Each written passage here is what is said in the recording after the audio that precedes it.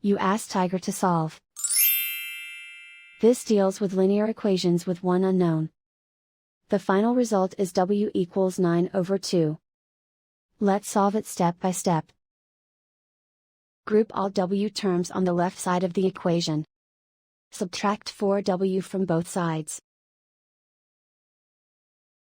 Simplify the arithmetic.